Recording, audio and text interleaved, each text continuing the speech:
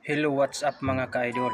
Bagong adlaw, bagong video na sa ta mga ka-idol. So karon og baguhan pa mo sa akong YouTube channel, please subscribe and click the notification bell para maging updated po kayo sa mga bago kong video.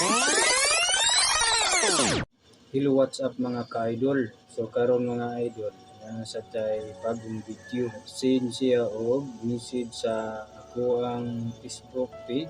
Tito, hinaut unta nga imong mapansin ug imong mabasa kining akong gipadalang sulat diha sa imo. Ug palihog ko tito sa pagtambag niining akong sulat. Hinaut lang tito nga imo rin mabasa ug mahatagan nimo og time sa pagbasa ani tito kining ako ang pangutana ug sulat tambag nagpaabot diha sa imo.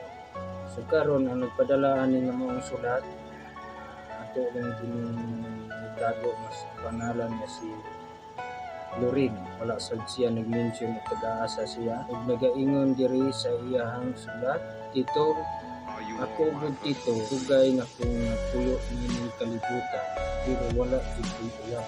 Wala ugay na kuno siyang nagpuyo sa kalibutan pero wala sa uyab. Sayon ra na kayo idol panguyab pangita o imong panguyaban idol, pangita o babae nga imong panguyaban idol. So basin sa siguro o magpahinay-hinay sa siguro ka kasi napaabot sa siguro kag ang babae mo mukuhit sa imo ha. So idol hinahinay nagpanguyab panguyab taman sa ginhawa idol.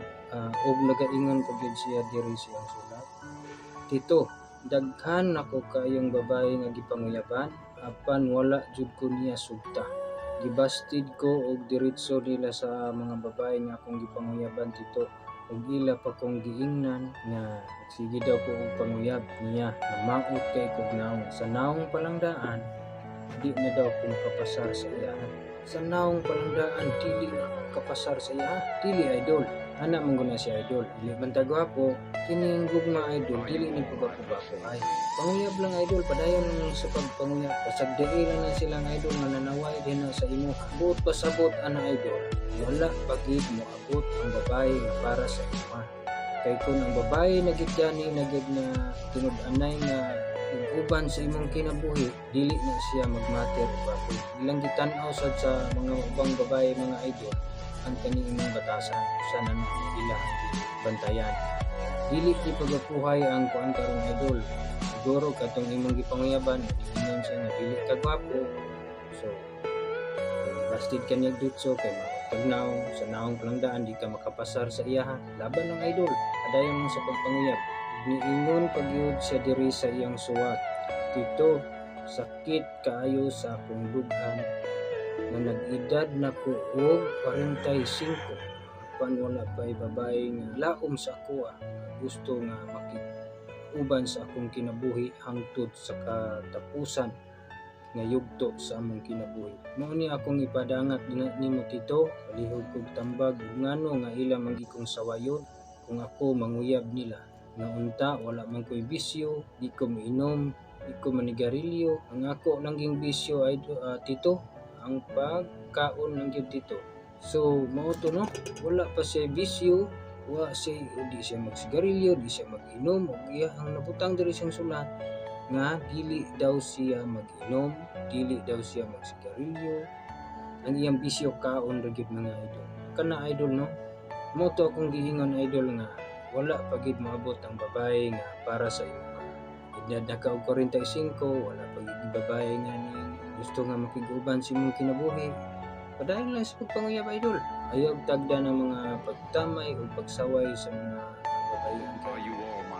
Grabe sa sila. Grabe sa sila makapanaway. Patignaw. Dila sa siguro. Kay kung ang babae gid mga idol ay kung magid na sa imo, hindi na sila magmahal. Isa na sila gusto. So naa naman kanimo ang tanan, tangkad ka magarilyo ka sugal o bisyo, imong sulat ang bisyo nimo kaon ka. Kada na idol, padayon lang gid sa pagpanguyab idol. Kung maabot ra gid na mintras naapakan ang tribut. Niingon pa gid siya diri siyang sulat. Ito, may pag-asa pa ba ko nga maminyo nining kalibutan dito. Sa akong pangidaron nga 45 wala pa man gyud babae ang taon. Ana man gud ni siya idol. Sa imong pangidaron nga 45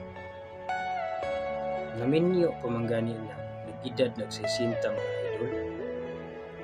Kabantay ka ng idol nga doon na nag-edad og 60 pero gusto pagid siya nga nita o bata nga 20 kapin. Ana na siya idol. So laban lang gid idol. Padayon lang gid sa pagpanguyab kay maabot ra gid ang panahon nga masugat-an ra gid nimo ang babae para sa imo. So niingon pagid siya diri siyang sulat no. Ito hinaot nga imo ning mabasa ang akong sulat kaya ako din tanaw pirmi ang imong video sa imong YouTube. Hinaot na dito tambagan ko nimo kung sa akong mayong buhaton nining akong kinabuhi ni katiguang ko mawala. So mao na to siya idol.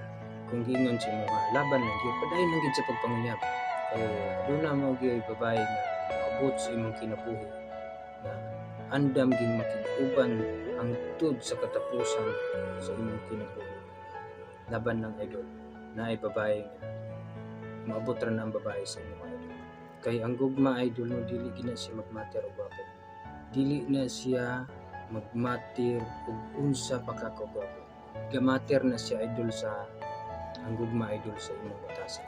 Sa imong panggawi sa imong kabuutan ay ang gugma idol igid na siya magpili og unsa pa diha ka batignaw o unsa man ang tinuod nga nahigugma diha sa imuha igid na nagmatya